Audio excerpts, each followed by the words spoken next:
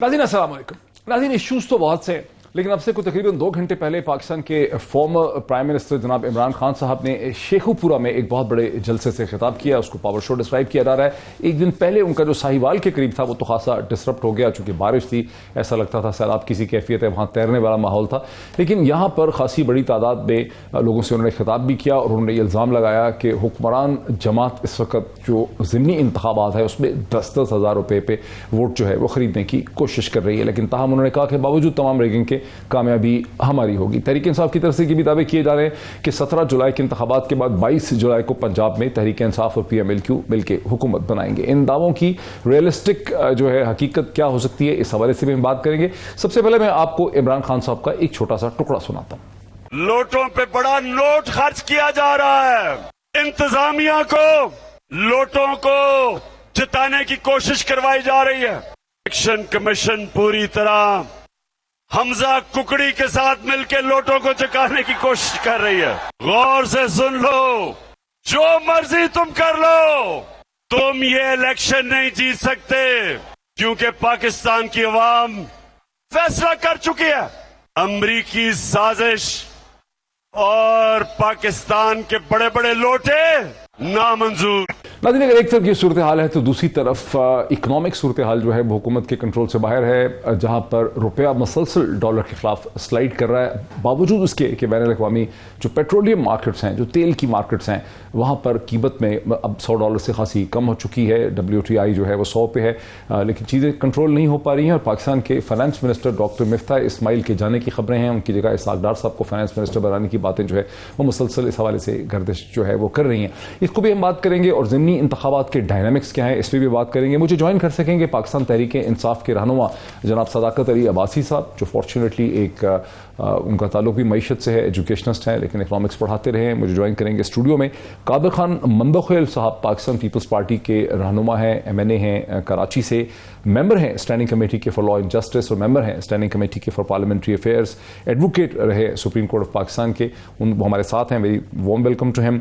हबीब अकरम साहब पाकिस्तान के noted journalist हैं, सहाफ़ी हैं। दुनिया टेलीविजन का 2018 का जो इलेक्शन सेल था उसे हबीब अकरम साहब ने हेड किया और इस हवाले से जो इंतखाबात के डायनामिक्स होते हैं पाकिस्तान में इलेक्शन के, उस पर हबीब अकरम साहब की बड़ी गहरी नज़र है, उसके उनके मामला को बड़ा अच्छा समझते हैं। So very warm welcome to all my guest once again. अगर मैं शुरू कर सकूं हबीब अकरम साहब की तरफ से। हबीब अकरम साहब, ये तहरीक इंसाफ की तरफ से बड़े पुरएतमाद ये दावे किए जा रहे हैं कि बावजूद रिगिंग के, लाहौर में बैठा कोई रिगिंग कर रहा है, कोई प्लान कर रहा है, लेकिन हम इस इलेक्शन में कामयाब हो जाएंगे। ऐसा क्या कर सकेगी तहरीक इंसाफ जो इतने बड़े इंतजामी ढांचा, जाहिर है कि हमजा शहबाज जो है उनके भी यहाँ पे सियासी मुस्तकबिल का सवाल है, अगर उनको 9 या 10 सीटें नहीं मिलती तो तहरीक इंसाफ के पास क्या ऐसा डायनामिक है जिसपे इतने ये पुरएतमाद नजर आते हैं? आज आपने ये जो सवाल उठाया है इसका जवाब आज खुद इमरान खान साहब लाहौर तशरीफ लाए थे और उन्होंने सहाफ़ियों से मुलाकात की। मैं भी वहाँ पे मौजूद था, तो वो बड़ी दिलचस्प बात बता रहे थे कि पाकिस्तान तहरीक इंसाफ हर रोज़ सुबह जो पहला इजलास करती है 2 घंटे के लिए, वो दरअसल इस बुनियाद उसमें यह तय किया जाता है कि आइंदा ये जो ज़िमनी इंतखाबात हैं इनके अंदर होने वाली धांधली को कैसे रोका जाए। तो लिहाजा तहरीक इंसाफ खुद भी रोजाना की बुनियाद पे इस पे गौर कर रही है। दूसरी बात यह है कि जो अगर आप देखिए मोहित साहब के आप 2018 के इलेक्शन देख लें, उससे पहले भी या उसके बाद भी जब भी इलेक्शन होते रहे हैं, आप ये देखिए कि पाकिस्तान मुस्लिम लीग नून उन जमातों में से एक है, खासतौर पर पंजाब की हद तक के, जिसकी जो इलेक्शन की मशीन है, यानी वो मशीन जो इलेक्शन के दिन को हैंडल करती है, उससे पहले लोगों को जोड़ तोड़ करके अपने साथ मिलाती है, वो बड़ी स्ट्रांग है। और जब हम उसका कंपैरिजन करते हैं पाकिस्तान तहरीक इंसाफ के साथ, तो फिर उनकी स्ट्रेंथ कुछ ज्यादा नजर आती है, क्योंकि बिल्कुल तंजीमी एतबार से जो तहरीक इंसाफ है वो कहीं बहुत उतनी तगड़ी नहीं है जितनी पाकिस्तान मुस्लिम लीग नून है। तीसरी बात यह है कि इनके पास सिर्फ एक ही रास्ता है, वो ये है कि अपने जो वोटर को पोलिंग के दिन पोलिंग स्टेशन तक लेके आए। और अगर ये कामयाब हो जाते हैं कि पोलिंग के दिन पोलिंग स्टेशन तक अपना वोटर ले आते हैं तो उसके बाद इनकी कामयाबी के इम्कानात रोशन हो जाते हैं। और दूसरी बात है कि उस दिन इमोशनल ना हो, कहीं ऐसा ना हो कि इनके जहां पर इनकी अक्सरियत है वहां पर पोलिंग स्टेशन का एक ये रिनोन तरीका है कि अगर आप और मैं कहीं इलेक्शन लड़ रहे हैं, मुझे पता है कि एक खास पोलिंग स्टेशन पे आपको वोट देने वाले ज्यादा लोग हैं, तो मैं वहां पर जाके लड़ाई झगड़ा करवा दूं ताकि आपको जो वोट डालना चाहते थे वो वोटिंग रुक जाए और मेरे तो थोड़े वोट कटेंगे, आपके ज्यादा वोट कट जाएंगे। तो मेरी कोशिश ये होगी कि मैं ये मामला वहां पर पैदा कर दूं, तो उस दिन इमोशनल ना हो बल्कि मामला ये तो होता है ना। तो इसका कैसे रास्ता रोकेगा? जब पुलिस हुकूमत की है, इंतजामिया उनकी है, डीसी उनका है, कमिश्नर उनका है, तो इसका रास्ता कैसे रोक सकते हैं? इसका रास्ता सिंपल सी बात है मोहित पीरजादा साहब, आपको भी पाकिस्तान की सियासत देखते हुए इतना अरसा हो गया है और हम भी इसी सियासत के तालिब इल्म हैं। ये नहीं रुक सकता, ये उस वक्त तक नहीं रुक सकता जब तक हमारी हुकूमतें और हमारी पॉलिटिकल पार्टियां जो यके बाद दीगरे हुकूमत में आती रहती हैं उसके ऊपर एक कंसेंसस बिल्ड नहीं कर लेती कि हमने एडमिनिस्ट्रेशन को, इंतजामिया को इस्तेमाल नहीं करना। और इस हवाले से अगर देखें तो सारी सियासी जमातों का जो दामन है वो दागदार है। तो अगर पाकिस्तान तहरीक इंसाफ को अगर आप कहें कि ये किसी तरीके से हैंडल कर सकती है तो इसके पास हैंडल करने का एक ही रास्ता है और वो है अवामी कुव्वत, अवामी कुव्वत और अवामी कुव्वत। अगर ये अपने पोलिंग स्टेशंस का पहरा देने में कामयाब हो गए तो सब कुछ हो सकता है, सब कुछ मुमकिन है। बसूरत दीगर फिर आपको पता है कि हुकूमतें कैसे इलेक्शन जीतती हैं और फिर जब वो चाहें फिर वो जीत भी लेती हैं। तो और खास तौर पर पाकिस्तान मुस्लिम लीग नून जो खुद सियासी जमात के तौर पर भी इलेक्शन जीतने का बड़ा अच्छा तजुर्बा रखती है। अच्छा हबीब, मुझे एक क्वेश्चन और बताएं, चूंकि आपने एनालिसिस किया था 2018 के इंतखाबात का, पूरे पाकिस्तान में आपने ट्रैवल किया और आपने हलकों के एतबार से एनालिसिस दिया, वो बहुत हद तक 90% से ज़्यादा सही साबित हुआ था सब्सिक्वेंटली। तो जो नया वोटर है, जो वो वोटर था जिसकी उम्र 14, 15, 16, 17 बरस थी 2018 में, अब उसकी उम्र जो है वो 18, 19, 20, 21 बरस हो जाती है। क्या तहरीक इंसाफ इस वोटर को निकाल पाएगी? क्या ऐसा वोटर आपको आता नज़र आ रहा है इस इलेक्शन के अंदर? मोहित साहब, लाहौर में अगर जिन हलकों में इलेक्शन हो रहा है, बिलखुसूस 3 हलकों में अगर आप जाएं तो आपको नौजवानों की छोटी छोटी टोलियां जो हैं वो नज़र आती हैं। किसी ने अपने मोटरसाइकिल पे झंडा लगाया हुआ है, किसी ने अपनी साइकिल को पीटीआई का पेंट किया हुआ है, कोई पीटीआई का बैज लगाए फिर रहा है, किसी ने पीटीआई के झंडे को अपना वो जो जैसे मफलर से अंदाज में उसने इस्तेमाल कर रखा है। तो नौजवान नस्ल में तो प्रीडोमिनेंटली पाकिस्तान तहरीक इंसाफ नज़र आती है। लेकिन अगेन ये सवाल उसी से जुड़ा हुआ है जो पहले से, क्या तहरीक इंसाफ अपने इन नौजवान वोटर को इकट्ठा करके पोलिंग स्टेशन पर ले जा सकती है? ये इनका सबसे बड़ा इम्तहान है। अभी मैं आपको एक हल्के की मिसाल देता हूं। अभी रिसेंटली वहां पे इमरान खान ने भी जलसा किया और वहां पे मरियम नवाज ने भी जलसा किया। और आप ये देखिए कि जो इमरान खान का जलसा था उसमें नौजवानों की शिरकत का कंपैरिजन ही नहीं किया जा सकता। यानी छोटी सी जगह पे इतने लोग थे और आप उसका कंपैरिजन नहीं किया जा सकता 2 जलसों का कि ये जलसा नौजवानों की शिरकत के एतबार से और मजबूरी तौर से हाजिरी के एतबार से कितना बड़ा था। अब मसला यह है कि उस दिन क्या करना है, पोलिंग वाले दिन क्या करना है, ये एक सबसे बड़ा सवाल है कि क्या उस दिन इन्होंने अरेंजमेंट की है। अब इनके पास चंद दिन है। पाकिस्तान मुस्लिम लीग नून यस अरेंज कर रही है, वो अपने मामलात को सीधे सबाव चलाने की कोशिश कर रही है, इवन अपनी जो जहां जहां नाराजगियां हैं उन नाराजगियों को दुरुस्त करने की कोशिश कर रही है। लेकिन जो पीटीआई है, मैं आपको इसकी एक दिलचस्प बात तो, खुशाब के हल्के में वहां पर 2 लोग इलेक्शन लड़ रहे हैं, दोनों पीटीआई के।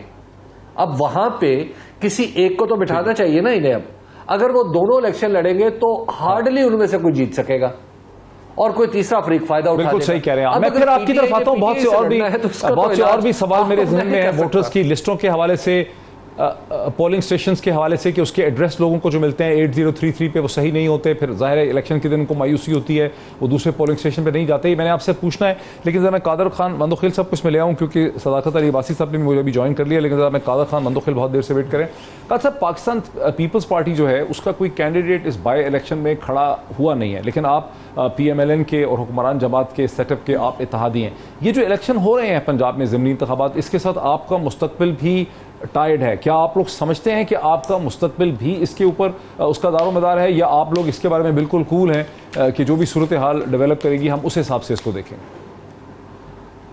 देखिए डॉक्टर साहब, हमारा मुस्तकबिल का तो इन 17 या 20 सीटों से कोई वास्ता इस वजह से नहीं है, हमने कैंडिडेट खड़े नहीं किए है। उसकी वजह ये है कि जिन 20 लोगों को पीटीआई ने निकाला है और उसको बाद में गोद दिया मुस्लिम लीग नून ने, तो चूंकि हम इत्यादी है और इन्हीं के ऊपर सारा नज़ला गिरा है, चाहे अच्छा है या बुरा, तो उस बेस पे पीपल्स पार्टी ने फैसला किया है कि हम कैंडिडेट खड़े नहीं करेंगे और लिहाजा हम इनकी सपोर्ट करेंगे। अब वो जीते जीते वो उनका हेडेक है, हमारा नहीं है। जो हम एज एहतियाती हमसे हो सके, हमारे वोटर हमारे सपोर्टर इनके साथ होंगे, पहली बात। दूसरी बात, जो मोहतरम हबीब साहब बात कर रहे थे इलेक्शन के हवाले से, सदाकत अब्बासी साहब चूँकि ग्रास रूट लेवल से है, उनको इलेक्शन कंटेस्ट करके उसको पता होता है। ये जलसे जुलूस और रैलियाँ, ये सारे इलेक्शन कैंपेन का हिस्सा तो होता है, मगर इलेक्शन डे की स्ट्रेटजी बिल्कुल अलग होती है। उसकी अलग यूँ होती है कि उसमें आपको आपके पॉलिटिशियन कितनी मौजूद होंगे, कैसे मौजूद होंगे, आपके साथ कितनी सिंसियर है, वगैरह वगैरह। उसके बाद जो पोलिंग, जो आपने एक और बात की, जो वोटर्स है, अब मिसाल के तौर पर मेरा वोट जो है ना वो बूथ नंबर 1 पे है, पिछले साल या पिछली मरतबा। अब जब मैं गया हूँ 200-400 लोगों का लाइन में खड़ा होकर और उसके बाद जब पता चल नहीं जी मेरे तो फलां जगह पे है, तो फिर मेरे से इतना नहीं हो सकेगा कि पहले ही मैं दरख्वार हो जाऊँ 2-4 घंटे। दूसरी, अक्सर वोटर यहाँ से चले जाते हैं। नंबर 2 बात। नंबर 3 बात ये कि मैं 2018 का आपको उस हवाले से सुना देता हूँ, फिर आप समझ जाए इस मामले को। जो हमारे DRO थे, डिस्ट्रिक्ट जो रिटर्निंग अफसर थे, मैं उसके पास गया था, मेरे साथ PTI के एक MPA भी साथ थे, हाफिजुद्दीन साहब नाम है उसका, तो PTI छोड़ के PS भी चले गए, तो वो मेरे साथ थे। तो मैं रिटर्निंग अफसर के पास गया, मैंने कहा सर ये जो आपका सिस्टम है, ये सारे धक्के हम खा ले, सब कुछ खा ले, आप मुझे बता दो कि आखिरी जो फॉर्म 45 आप तैयार करते हैं, आपका प्रेजाइडिंग अफसर तैयार करता है, मिसाल के तौर पे मेरे 900 वोट हैं, आपके 100 वोट हैं, बैलेट बॉक्स में 900 वोट पड़े हुए, आपके 100 पड़े हुए, सारी लिस्टें सब इसी तरह से। आखिरी जो फॉर्म 45 उसके साथ अगर आपका प्रेजाइडिंग अफसर एक और लगा देते तो आपकी हो जाएंगी 1100, मेरे 900 तो अब भी जाएंगे और फिर मेरे जूते घिस जाएंगे रिटर्निंग अफसर से लेके सुप्रीम कोर्ट तक। तो मैं इसको साबित करने के लिए कि रिकाउंटिंग फला ये सारा मामला है। तो ये सारी चीजें बिल्कुल अलग है इलेक्शन के दिन के हवाले से। और फिर RTS सिस्टम 2018 में जो बिठाया गया वो आपके सामने, ये बहुत सारी चीजें है, इसमें कोई शक शुबा नहीं, मगर इसका हल ये नहीं है। कादिर खान मंदोखिल साहब, आपका नुक्ता बड़ा स्ट्रांग है। कादिर खान मंदोखिल साहब, आपका आर्ग्यूमेंट में बड़ी जान है, लेकिन फिर उसको सुन के मेरे जहन में और बहुत से सुनने वालों के जहन में आता है कि क्या वजह है कि आपकी जमात ने इलेक्ट्रॉनिक वोटिंग मशीन की असूली तौर पे मुखालफत की, आपने उसको देखा भी नहीं। हालांकि एक कॉमन सेंस से ये समझ आती है कि फॉर्म 14, 15 और पोलिंग स्टेशन से जो रिजल्ट मिलता वो फौरी तौर पर मिलता, अगर उसको चैलेंज करना होता उसको वहीं चैलेंज किया जा सकता था, और ये जो कोर्ट कचहरी की अदालतों के और इलेक्शन कमीशन के मसले मसाइल हैं ये बड़े रिड्यूस हो जाते। लेकिन आपकी जमात ने उसको वेलकम ही नहीं किया, आपने उसको एग्जामिन ही नहीं किया साइंटिफिक बुनियाद। मैं जवाब देता हूं। उस मशीन को मेरे अब्बासी साहब ने सब ने देखा। उस मशीन को जो पहली मर्तबा इंट्रोड्यूस करा रहे थे इमरान नियाजी साहब को, वहां 4-5 ऑफिसर खड़े थे, कोई बता रहा था कि ये बटन दबाओ, कोई कह रहे ये बटन दबाओ। अब आप मुझे बताओ कि मेरे हल्का जो मेट्रोपॉलिटन सिटी का भी है लेकिन इंतहाई गरीब हल्का है, बल्दिया टाउन NE249, आम लोग जिसको स्मार्टफोन चलाना नहीं आता है वो इस मशीन को चलाएगा कौन? फिर मशीन के साथ जो बंदा खड़ा था जो इमरान नियाजी साहब को गाइड कर रहा था, आया वो बंदा कौन हो सकता है? फिर उसके अलावा बहुत सारे दूर दराज इलाका है जहाँ बिजली नहीं है, जहाँ सिस्टम नहीं है सारे। और फिर बड़ी आसान सी, आपको पता है जरदारी साहब ने कहा कि इस सिस्टम को ला तो रहा है इमरान नियाजी साहब, मगर इसे फायदा कौन उठाएगा? अब भी बात ये होता है ना, पहले जमाने में ये होता था कि आपको पूरा बैलेट बॉक्स जाली ऊँटों से भरना पड़ता था। अब आप एक बटन से लियाकत अपना कादिर खान मंदोखिल को हारा है, सदाकत अब्बासी से गुजरा है, या सदाकत अब्बासी साहब को हारा है, कादिर खान मंदोखिल को जिता है। ये बड़ा आसान एक बटन का है। तो इस वजह से ये जो ईवीएम सिस्टम है वो अमेरिका में फेल हो चुका है, वो यूरोप में फेल हो चुका है। आप मुझे बताओ पाकिस्तान में उस पे जाने से पहले पाकिस्तान में अगर हम रहें, पाकिस्तान में रहे, प्रोफेसर कितने मिनट और हैं? मैं एक क्विक सर आपसे मैं चीज कि अगर फिजिकल वोट भी प्रेजेंट है डब्बे के अंदर, उसका एक रिजल्ट भी सामने आ गया है इलेक्ट्रॉनिक वोटिंग मशीन से, शक होता है, जाहिर है पोलिंग स्टेशन को तो अंदाजा है ना सर, आपका पोलिंग स्टेशन पोलिंग एजेंट खड़ा है, उसको अंदाजा है कि मेरा 350 या 450 या 600 वोट मेरा पड़ा था, वो वहीं चैलेंज कर सकता है कि ये रिजल्ट एक्चुअल वोट से टैली नहीं करता, वहीं डब्बा खुलेगा, चेकिंग हो जाएगी। ऐसा नहीं था? नहीं होता है, नहीं होता है, बिल्कुल नहीं होता है। सदाकत अब्बास साहब एग्री करेंगे, ऐसा नहीं होता। आपने दरखास्त दी थी, वो एक्सेप्ट हो गया, आपका रिजेक्ट होगा। जिस आदमी ने दांधली करनी हो वो दरखास्त भी रिजेक्ट करेगा। मैं बस अब मैं यही सादाकत अली बासी साहब ने ना बड़ी पेशेंस से ये हम आपको भी सुना और उनको हबीब अकरम साहब को भी सुना। मतलब एक हमारे जहन में, मैं इसी हवाले से बात कर रहा हूँ कि इस वक्त ज़िमनी इंतखाबात में इमरान खान साहब कहते हैं कि बावजूद रिगिंग के हम जीतेंगे। मैं देखता हूँ कि रिगिंग इतनी इफेक्टिव होती है, हमारा साथी जर्नलिस्ट जो है इमरान खान रियाज जो है, उसे पकड़ा हुआ है, उसको सलाखों के पीछे उसको जंजीरें लगा रहे हैं, सब कुछ कर दिया, हथकड़ियाँ लगाई, और कोई भी अदालत मान नहीं रही। 2 अदालतें अब तक देख चुकी हैं, रावलपिंडी की सेशन कोर्ट देख चुकी है, उस पर कोई साइबर लॉ नहीं लगता, जितने शिक लगाए थे वो गलत लगाए थे। यही चीज़ हमने देखी अटक में, जो वहाँ मैजिस्ट्रेट साहब थे, उन्होंने एक डिटेल डिसीजन लिखा, तो केस बना दिया है। केस के अंदर कोई सब्सटेंस नहीं है, उसमें कोई हकीकत नहीं है, लेकिन केस बनाया हुआ है। केस की अपनी एक हकीकत है कि एक बंदे को आपने गिरफ्तार किया हुआ है, आगे ईद की छुट्टियां शुरू हो रही हैं, आप अपनी ताकत दिखा रहे हैं। तो ये इंतखाबात भी ऐसे ही होंगे कि उससे क्या फर्क पड़ता है कि वोट कौन किसको डालता है, उसके रिजल्ट्स हासिल कर लेंगे जिस तरह से FIR दाखिल हो जाती है। लेकिन हबीब अकरम साहब का ख्याल है कि लोग ज्यादा आ जाएं तो फर्क पड़ता है। इसी तरह से बात आ गई EVM की। बहरहाल आपका इसमें क्या है? बहुत शुक्रिया डॉक्टर साहब, मैंने दोनों को बड़ा सुना है। मैं अभी इस आपके प्रोग्राम के बाद सीधा इलेक्शन कैंपेन में जा रहा हूँ, और मैं उस लिहाज से आपके हल्के में हो रहा है, मेरे हल्के का आधा हिस्से पे इलेक्शन हो रहा है, और वहाँ एक आदमी हमारी पार्टी छोड़ के गया है और उसी को उन्होंने टिकट दिया है।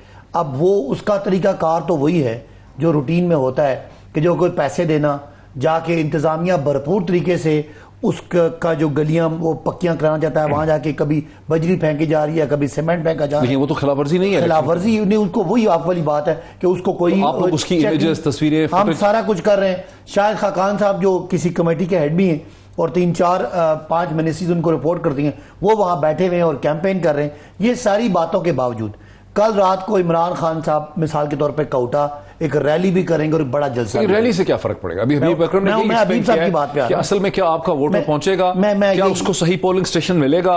ठीक है, मैं ये जो सारे फैक्टर्स के बावजूद फर्क जो उन्होंने कहा, मैं आपको एक्सप्लेन करता हूं। अब वो कैंडिडेट जितना भी है ना, उसके पास पब्लिक के सामने आने को कुछ नहीं है। एक तो वो पार्टी छोड़ गया है, दूसरा वो सारी जो रवायती इंतजामिया जो है उसके साथ 2 नंबरिया वो सारी कर रहा है। लेकिन हम क्या करना चाहते हैं, वो कितना वोट इससे कर लेगा? 4-5 हजार वोट कर लेगा। अगर इमरान खान 5,000 खरीद लेगा, 5 इमरान खान साहब कल चले जाते हैं, हाँ। 10-15 हजार 20 हजार वोट को इमरान खान के जाने से जो मोटिवेट होगा, जो इमरान खान साहब की बात सुनेगा, उसके बहुत सारे लोग बाहर बैठे हुए हैं, वो सारे मोटिवेट होंगे। हम समझते हैं वो जो इनकी रिगिंग है, धांधली है, उसके मार्जिन को हम ज्यादा वोटिंग रेशो से, ज्यादा पोलिंग रेशो से, ज्यादा टर्न आउट से हम बीट कर सकते हैं। बाकी ये मैं आप दोनों को आपकी एग्री करता हूं कि मुस्लिम लीग नून की रवायती जो धांधली के उनके टैक्टिक्स हैं और इंतजामिया को जो इस्तेमाल करने के टैक्टिक्स है, बिसाइड्स के मैं हल्के में सारा वक्त बैठा हूं, लेकिन हम ये दरख्वास्त देते हैं। लेकिन हम उसको एक दूसरे तरीके से भी देख सकते हैं। उनका एक्सपीरियंस आपसे ज्यादा है, उनके पास एक मशीन आपसे बेहतर है, वो ट्रेंड है, उनके पास बेहतर पोलिंग एजेंट्स हैं, उनका असर रसूख है, उनकी पेनिट्रेशन है, और आपने सब चीजों पर काम ही नहीं किया। आपने बड़ा अच्छा सवाल किया था कादर मंदोखेल साहब से, तो उन्होंने आपको वो ट्विस्ट कर दिया। अच्छा, वो क्या? ये मशीन क्यों नहीं जाना चाहते? ईवीएम आपको पता है, ये बिजली नहीं है, बिजली पे मशीन चलती नहीं है, ये बैटरी पे चलती है। नंबर 1। नंबर 2, उन्होंने कहा कि बटन उस पे लगे हुए, नहीं सुने, कम पढ़े लिखे लोग। ये मैं आपको सिर्फ समझा दूं, ये मशीन बनाई यूजर फ्रेंडली जाती है, सिर्फ उस पर 3 निशान होंगे या 4 निशान होंगे, बल्ला है, शेर है, तीर है, या 15 कैंडिडेट खड़े होते हैं, कैसे होंगे? जैसे आपके अनपढ़ लोग वो कागज पे, लिखने वाले कागज पे पढ़ सकते हैं। ये बिल्कुल यूजर फ्रेंडली बटन दबाने वाली मशीन, कैंडिडेट कितने, लेकिन आप सुने ना, वो तो सारी बातों का सोल्यूशन है, पूरी दुनिया में यूज हो रही है। लेकिन मुस्लिम लीग नून और पीपल्स पार्टी ने सिर्फ इसलिए कि रवायती तरीके से ये अपना वोट मनूवरिंग करते हैं और ये वो अपनी 2 नंबरी करते हैं, इस वजह से नहीं किया। अदरवाइज असल, मैं भी इलेक्शन लड़ा हूं, असल गड़बड़ कहां होती है?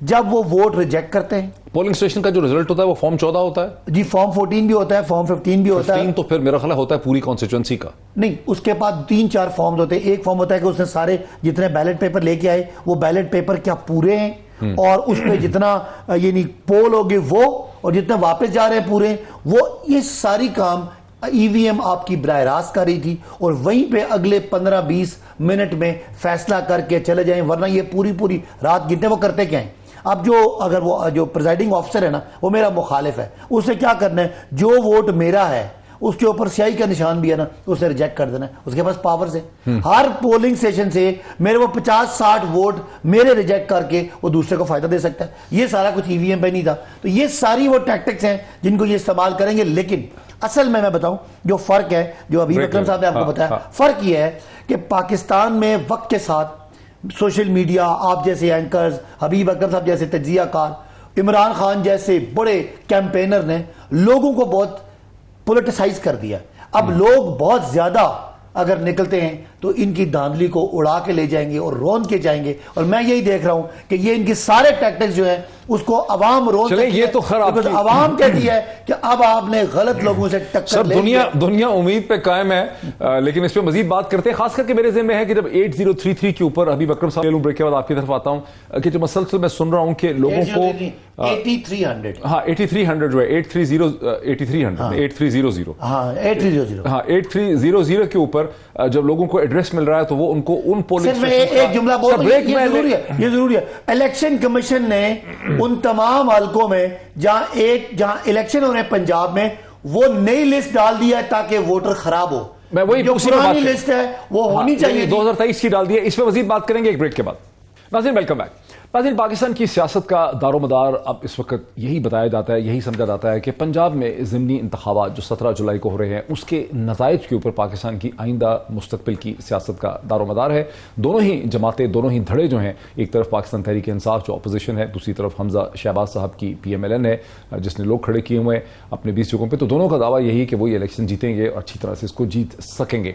लेकिन इलेक्शन के बारे में ये भी सभी का है कि चूंकि इंतजामिया जो है वो PMLN की तरफ है, डिप्टी कमिश्नर, वहाँ की पुलिस, तो इलेक्शन जो है वो मैसिवली रिग जो है वो होगा। और उसके हवाले से बहुत इंफॉर्मेटिव डिस्कशन है जिस वक्त हम कर रहे हैं। और हबीब अकरम साहब जो पाकिस्तान के इलेक्शन को बहुत ही गहरे तरीके से देखते हैं वो हमारे साथ हैं इस वक्त। हबीब अकरम साहब, ये जो 8300 में अभी सदाकत साहब ने चेक भी किया अपनी पार्टी से कि इलेक्शन कमीशन ने कहा है कि जो पहले अगर गलती हो गई थी, लेकिन अब जो इस वक्त का पुराना एड्रेस है, यानी जहां पे पोलिंग स्टेशन लोगों के हैं रजिस्टर्ड, जहां उनका वोट है, वो ठीक कर दिया गया है।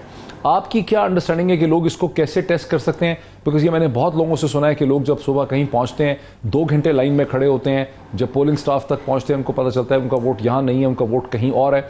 उस मौके पे इतना दिन गुजर चुका होता है कि उनमें अब इतनी ख्वाहिश नहीं होती कि वो वहाँ से 2-3-4 मील दूर जाके किसी और पोलिंग स्टेशन की लाइन में दोबारा खड़े हो जाएं। इस पर आपका क्या रिएक्शन है? मोहित पीरजादा साहब, अगर आपको कोई ये कहता है कि नई फहरिस्तें मुकम्मल तौर पर दुरुस्त हैं या 95% तक दुरुस्त हैं या 90% तक दुरुस्त हैं, तो वो समझ लीजिए कि वो आइंदा इलेक्शन को रेक करना चाहता है।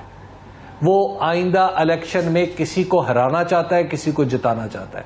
वो आइंदा इलेक्शन अपने पास रखना चाहता है, अपनी जेब में रखना चाहता है कि वो किसी को चाहे दे दे और किसी को चाहे ना दे। जो नई पोलिंग जो नई वोटर लिस्टें हैं उसमें गलतियां नहीं, गलतान है। बल्कि अगर आप ये कहिए कि मुझे किसी ने बताया इलेक्शन कमीशन ने कि जनाब यहाँ पे ये इसमें तो सिर्फ कोई 7-8 लाख वोटर है। 7-8 लाख का नंबर मैं मानने के लिए तैयार नहीं हूं। मैं ये समझता हूं कि जो नई वोटर लिस्टें हैं वो पता नहीं किसने बनाई है, या तो ऐसे लोगों ने बनाई है जिन्हें इलेक्शन का बिल्कुल तजर्बा नहीं है, या ऐसे लोगों ने बनाई है जिन्हें इलेक्शन का बहुत तजर्बा है कि किस तरह इलेक्शन के अंदर से छुरियां कांटों के जरिए इलेक्शन। 7-8 लाख से क्या मतलब है? नई फहरिस्तों की तो बात है। 7-8 लाख का क्या मतलब हुआ जी? 7-8 लाख वोटर, मतलब 7-8 लाख वोटर पूरे मुल्क में है जी। 7-8 लाख वोटर पूरे मुल्क में है एक्चुअली, जिनके एड्रेसेस दुरुस्त नहीं है या जिनका कोई और मामला है। मेरी जो ऑब्जर्वेशन है वो इससे कहीं ज्यादा है। नंबर 2, अब आ जाइए ज़िमनी इलेक्शन की फहरिस्तों के हवाले से। अब यहां पर प्रॉब्लम क्या हो रहा है? प्रॉब्लम यह हो रहा है कि 8300 जो है, यहां पे जब आप अपना शनाख्ती कार्ड भेजते हैं तो ये आपको बताता है कि जनाब आपने आइंदा, यानी जो नई वोटर लिस्टें हैं 2023 के इंतखाबात के लिए, उनमें आपने वोट कहां डालना है। अब ये जो लोग इन हलकों में रह रहे हैं, इन 20 हलकों में, जब ये लोग अपना वोट डालते हैं तो ये इन्हें बताता है कि आपका हलका तो पता नहीं कहां पे है, या आपका वोटर जो है वो पता नहीं कहां पे है। अब आप जरा तसव्वुर कीजिए कि मैं आमतौर में लोगों में जाता हूं, पब्लिक से मिलता हूं, अगर मुझे हर चौथा आदमी ये शिकायत करता हुआ नजर आए, मैं झूठ और सच की बात नहीं कर रहा, हर चौथा आदमी ये शिकायत करता हुआ नजर आए और मेरे पास उसका बाकायदा तौर पे रिकॉर्डिंग, वो कैमरे पे ये बात कर रहा हो कि मेरा वोट जो है वो कहीं से कहीं मुंतकिल कर दिया गया है, तो आपके ख्याल में मैं इलेक्शन कमीशन की बात मानूंगा या उन लोगों की बात मानूंगा जो मुझे रोजाना की बुनियाद पर बाजार में मिलते हैं? आप खुद सोच लीजिए। उन लोगों की, और अगर उन लोगों के जहन में, अगर ये खुल्लम खुला धांधली है, परसेप्शन है जी, एग्जैक्टली, ये अगर ये खुल्लम खुला धांधली है और नजर भी आ रही है, तो फिर ये क्या वजह है कि इसका मदावा जो है ये सियासी जमातें नहीं कर पा रही, खास करके वो जमात जो खूंटे से टूंगी हुई है, तहरीक इंसाफ, ये इसका कोई हल निकाल नहीं पा रही। चले माना आपको कि PMLN को फायदा है, PPP इंटरेस्टेड नहीं है इन इलेक्शंस में, तो PTI इसका हल क्यों नहीं निकाल पा रही? मेरा भी ख्याल PTI को इस मामले की गंभीर होने का एहसास भी है। Very interesting. यहीं रुक जाएं। बेसिकली आप लोग इनकॉम्पिटेंट है। नहीं, ये जो ये हबीब अकरम साहब कह रहे हैं बिल्कुल ठीक कह रहे हैं, लेकिन हबीब साहब को मैं ये बताऊं, ये जो इलेक्शन कमीशन में हम पिटीशन लेकर गए, मेरी शिकायत थी, मैंने असद उमर साहब से अभी कंफर्म किया आपके सामने कि जी वो क्या हुआ। उन्होंने कहा कि हमारी पिटीशन पे उन्होंने कहा कि 1 जुलाई से हमने जिन हलकों में इलेक्शन हो रहा है उनमें पुरानी लिस्टें कर दी हैं। ये तो कहा है ना उन्होंने, अभी तक ये वेरीफाई नहीं हुआ। मैंने कहा कि मैं वेरीफाई करता हूं। सर आज 7 जुलाई। दूसरी बात ये हबीब अकरम साहब, मैं बिल्कुल आपकी बात से मुत्तफिक भी हूं। मेरे अपने घर रिश्तेदारी, जाती रिश्तेदारों की वोट मैं मरी में हूं और उठा के पिंडी डो कसू में फेंके हुए। ये सिलसिला है और ये जो भी तादाद आपके पास है, मेरा ख्याल है कि लोगों को इसका इदराक नहीं है और इलेक्शन कमीशन क्या करना चाहता है, उसके क्या मकासद हैं, ये फिर आप खुद लोग समझ लें कि इतनी कंफ्यूजन पैदा करें। आपका निकम्मापन, जिन पॉलिटिकल पार्टी, आपका निकम्मापन है ना कि इलेक्शन कमीशन है। हम निकम्मापन हम क्या कर सकते हैं? एक ऑटोनमस इदारे को आप सिर्फ पिटीशन के जरिए उससे इस्तदा कर सकते हैं। क्या इलेक्शन कमीशन लोगों को कंफ्यूज करके, जिन पॉलिटिकल पार्टीज का पक्का वोट है, जिन्होंने बनाया हुआ है या अपने बंदे रजिस्टर किए हैं, ये उनको एक वॉक ओवर देने के आप रोज उन अदाद शुमार को सामने ला सकते हैं। आप हम रोज प्रेस कॉन्फ्रेंस कर सकते हैं। मैं आपको बता रहा हूं, ये पिटीशन हमने किया, असद उमर साहब ने किया। नहीं सर, आप हर रोज कम से कम 10-15 इसका टेस्ट कर सकते हैं। डॉक्टर साहब, इन आदादो शुमार को कोई नहीं पकड़ सकता। नहीं, एक मिनट पीरजादा साहब, इन आदादो शुमार को कोई नहीं पकड़ सकता। I tell you sir, 5 crore लोगों के आदादो शुमार को कौन पकड़ सकता है? वो 5 करोड़ लोग हैं। आप और मैं अपना मोबाइल फोन उठाएं, उसके अंदर अपना शनाख्ती कार्ड नंबर डालें और पूरे एक एक करके, और फिर जनाब हम भेजें। अगर मेरे पास घर में एक मोबाइल है तो मैं अपने सारे लोगों का एक एक करके भेजूं, ये पॉसिबल ही नहीं है। ये इसके लिए, इसका मतलब इसके लिए तो कोई साइंसदान किस्म के लोग चाहिए, कोई कंप्यूटर टेक्नोलॉजी के माहिरीन चाहिए, कोई स्टैटिस्टिक्स के लोग चाहिए। ये पता नहीं किन लोगों से इन्होंने इलेक्शन कमीशन ने ये वाली जो फहरिस्तें ये बनवा ली हैं। मैं हबीब साहब अगर बात करूं, मुझे मौका दे, मैं आपको बात करूं। हबीब साहब, ये जो आप दोनों हम पे एज ए पॉलिटिकल पार्टी दोनों का एतराज है, हम चलो उसको आपको एतराज के हक को मानते हैं, लेकिन मैं मिसाल के तौर पे 6 लाख वोटर का मैं MNA हूं। मुझे एक एक वोटर के जाती एड्रेस का और उसके पोलिंग स्टेशन का किस तरह इल्म हो सकता है कि मैं उनकी जाती इंफॉर्मेशन, ये कोई इदारा ही कर सकता है और वो इदारा इलेक्शन कमीशन है, जो इदारे की नीयत चले ठीक नहीं है। हाँ, मतलब अच्छा, ये किसी इंडिविजुअल के बस की बात नहीं। अच्छा, 8 लाख लोगों को मैं ये जो पंजाब के इंतखाबात की तो बात बहुत हो गई, लेकिन गुज़िश्ता चंद दिनों में जो बहुत ज्यादा रोला रपट पड़ा, वो सिंध में जो बल्दियाती इंतखाबात हुए, बाई इलेक्शंस हुए, लोकल गवर्नमेंट्स के इलेक्शंस हुए, उसमें बहुत इल्ज़ाम लगा पाकिस्तान पीपल्स पार्टी के वायलेंस भी कराई गई, धांधली हुई बहुत ज़्यादा, किसी किस्म का जो एक ख्याल ही नहीं रखा गया कि इलेक्शन की ट्रांसपेरेंसी होनी चाहिए। उस पर क्या आप लोगों का रद्द-ए-अमल है? इतना बुरा तासुर क्यों कायम हुआ आपका? डॉक्टर साहब, ऐसा नहीं चलेगा कि आपने एक जुमला कह दिए उनकी तरह धांधली है, धांधली के लिए कोई मंतक, कोई सबूत देने पड़ते हैं। अब आप मुझे बता दें कि 788 पीपल्स पार्टी के उम्मीदवार बिला मुकाबला जीत गए, इसका मतलब कोई मुखालिफ में कोई उम्मीदवार नहीं था। इसको आप कैसे धांधली से कंपेयर करेंगे। उसके बाद पीपल्स पार्टी ने 2652 सीटें जीती है, 2652, और तहरीक इंसाफ की सिर्फ 13 सेकंड पोजीशन हमारे बाद थी मौलाना साहब की पार्टी के 2652 के बाद 96, थर्ड पोजीशन थी जेडीए की 45, और फिर नून लीग का कोई शुमार नहीं था। पीटीआई 13 नंबर, अब कहां 13 कहां 2652। अब आप मुझे बता दो, मैं दोबारा ये बात कहूंगा, तरह तो बात नहीं बनेगी कि दांधाली हो गई है। लेकिन इल्जाम पीटीआई का थोड़ा है वहां पे, पीटीआई का तो इल्जाम ही वहां नहीं है ना सर, वो तो उनकी पोजीशन ही नहीं है सिंध में, वहां तो बाकी जमातों ने इल्जाम लगाया, मीडिया ने इल्जाम लगाया, इल्जाम लगाया। इमरान इस्माइल साहब रोज प्रेस कॉन्फ्रेंस करते थे, नंबर एक बात।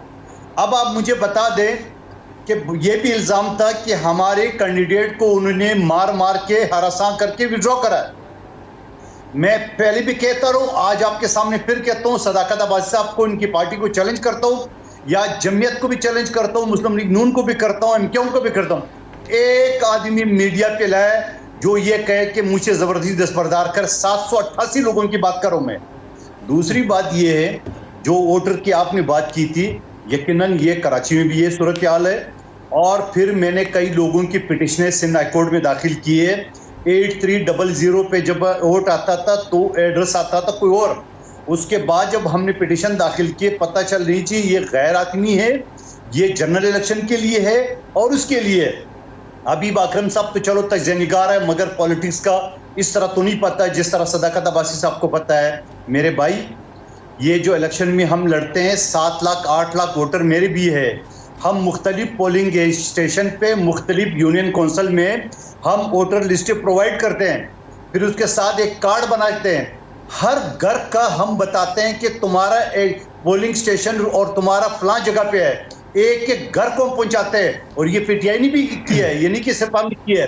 तो भाई ये तो जो इलेक्शन में कंटेस्ट करता है सूबाई या कौमी का, नहीं मंदुखेल साहब, ये अगली वोटर लिस्टों की बात हो रही है, ये पुरानी वोटर लिस्टों की बात नहीं हो रही, ये अगली वोटर लिस्टों की बात हो रही है। नहीं, मैं आपको बताऊं, वो कंफ्यूजन है, आप मिक्सअप करे हो। अब आपको बताओ, जो पुरानी लिस्ट है वो अपनी जगह पे मौजूद है, जो नई लिस्टें थी उसमें चेंजिंग कराने के लिए 19 जून लास्ट डेट थी, फिर इलेक्शन कमीशन ने बढ़ा दिया 30 जून कर दिया।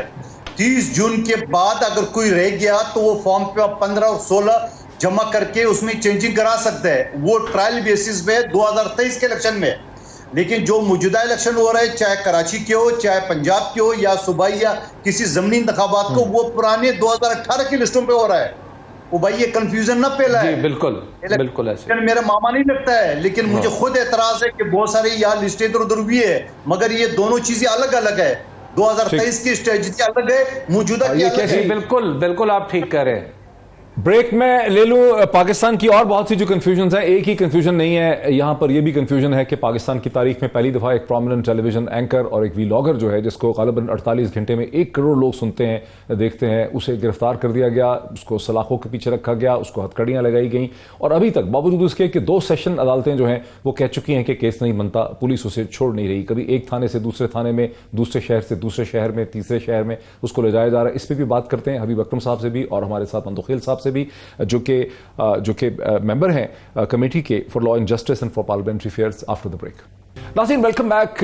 मैं हबीब अकरम साहब की तरफ चलता हूं। हबीब अकरम साहब, कौमों की तारीख, उनकी सियासत, उनका माशरा जो है वो इर्तका के प्रोसेस में आगे की तरफ जाता है। पाकिस्तान में ऐसा लगता है कि तनज़्ज़ुल की तरफ जा रहा है। एक प्रोमिनेंट टेलीविजन एंकर पर्सन और वीलॉगर जिसे 48 घंटे में कम से कम 1 करोड़ लोग सुनते और देखते हैं, उसे पुलिस ने पकड़ा हुआ है। उसके ऊपर एक मज़हब का खेस किस्म के FIR कटाई हुई हैं, 18 FIR कटाई हुई हैं, एक उसमें से छुपी भी थी। 2 सेशन कोर्ट्स जो हैं माइंड अप्लाई करके कह चुकी हैं कि केस नहीं बनता, उसके बावजूद पुलिस उसको एक अदालत से दूसरी अदालत में ले जा रही है, कभी सुनती है कभी नहीं सुनती। इस सूरत हाल का क्या हल है? खान साहब, मोहित पीरजादा साहब, हम एक शेर पढ़ा करते थे और इब्तदाई तौर पे सहाफ़ियों के आम तौर पे न्यूज़ रूम में ये लिखा हुआ होता था, या कोई ना कोई सीनियर हमें बताया करता था कि लिखते रहे जनू की हिकायत खून चुका, हर चंद के हाथ इसमें हमारे कलम हुए। बात यह है कि हमने ज़िंदगी में, मैंने अब मेरी आधी ज़िंदगी इसी में गुजर गई, इसी प्रोफेशन में, आपकी भी गुजर गई। मैंने ये देखा है कि जो सहाफ़ियों के ऊपर जो वक्त है वो हमेशा से कड़ा ही रहता है। कभी कोई एक फरीक, कभी कोई दूसरा फरीक, कभी कोई तीसरा फरीक और कभी कोई नामालूम फरीक जो है वो हमारे ऊपर प्रेशर ही डालता रहता है। अब ये मामला अगर इमरान रियाज खान साहब का ही देख लें, इमरान रियाज खान साहब को इस कानून के तहत क्या सजा दी जा रही है? कोई उनकी प्रोसिक्यूशन नहीं हो रही, ये उनकी परसिक्यूशन है। पाकिस्तान में जिस चीज को हम प्रोसिक्यूशन कहते हैं वो अपने मुखालिफिन के खिलाफ जो है वो परसिक्यूशन की सूरत में इस्तेमाल की जाती है। बज़ाहिर आपको ऐसा लगता है कि जनाब कानून के मुताबिक कार्रवाई है, कानून के मुताबिक गिरफ्तारी है, कानून के मुताबिक उसको अदालत में ले जाया जा रहा है, कानून वहां पर जैसे आप कह रहे हैं कि माइंड अप्लाई हो रहा है। लेकिन 18-18 मुकदमे, 20-20 मुकदमे एक इंसिडेंट के, ये कैसे? आखिर ये क्यों हो रहा है?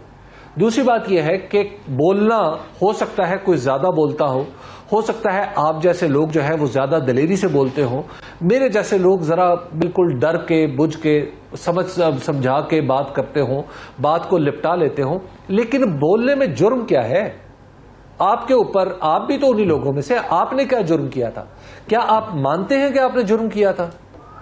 क्या पाकिस्तान का कोई शख्स है जो ये कहे कि इमरान रियाज ने जुर्म किया था? हल क्या? For that matter Imran Riaz ने कुछ नहीं किया, लेकिन हल क्या है? यहां तो अंधापन है इसका।